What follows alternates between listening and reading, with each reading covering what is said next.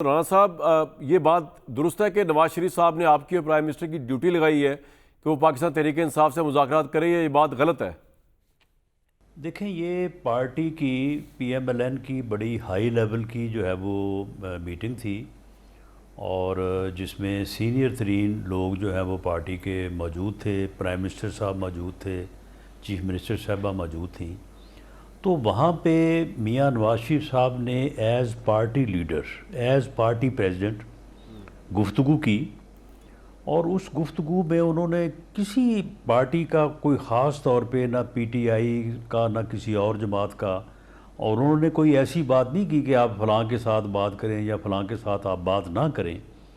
लेकिन उन्होंने अपना ये एक मौक़िफ़, सोच, विज़न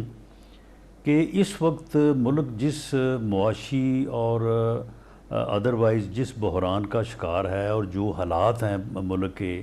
कि किस तरह से जो है वो आम आदमी की ज़िंदगी जो है वो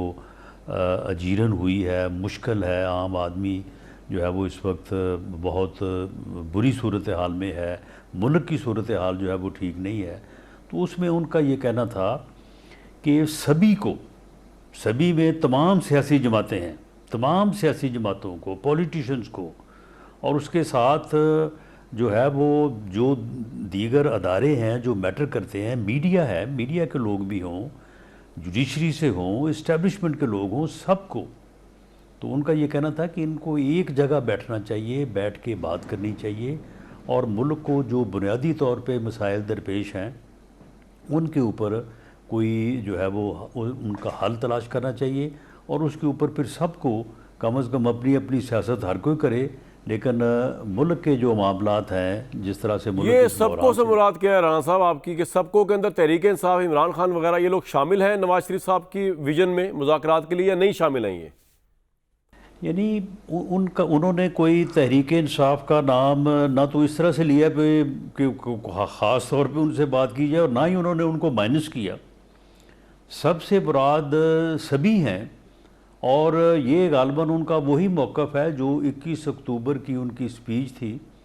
जिस दिन वो तशरीफ़ लाए थे। तो उस दिन भी उन्होंने यही कहा था कि मेरी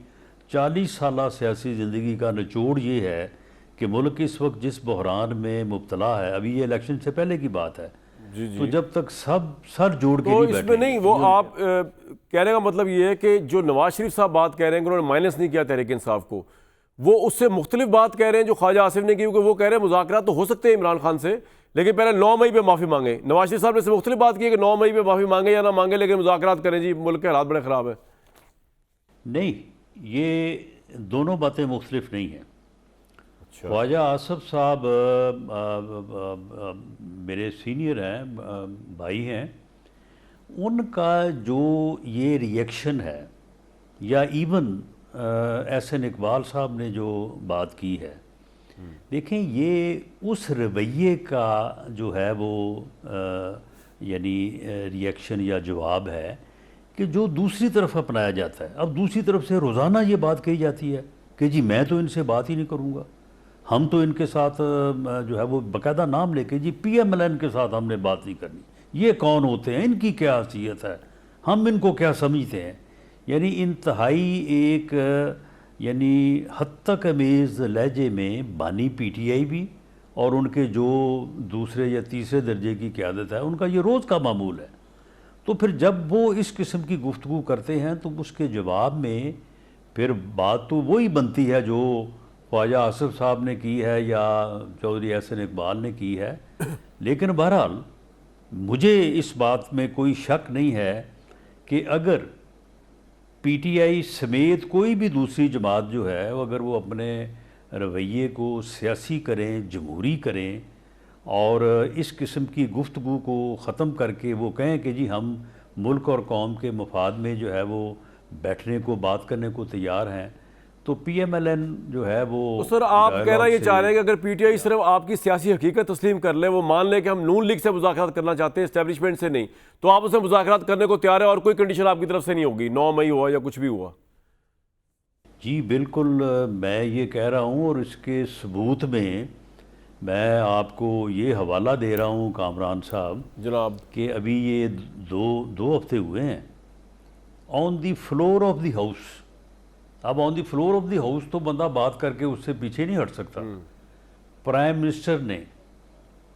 पीटीआई या सुन्नी इत्तेहाद जो भी आप कह लें, ये तमाम लोग मौजूद थे और गौहर खान साहब मौजूद थे, उमर अयूब साहब मौजूद थे, असद कैसर साहब मौजूद थे, बाकी भी इनके सीनियर लोग बैठे थे। उनके सामने प्राइम मिनिस्टर ने गैर मशरूत, बग़ैर किसी कंडीशन के बड़ी वाज़े इनको ऑफ़र की कि आएँ बैठें। तो राणा हम साहब, आपके आप साथ बात बेसिकली करने को ये तैयार। कहना चाह रहे हैं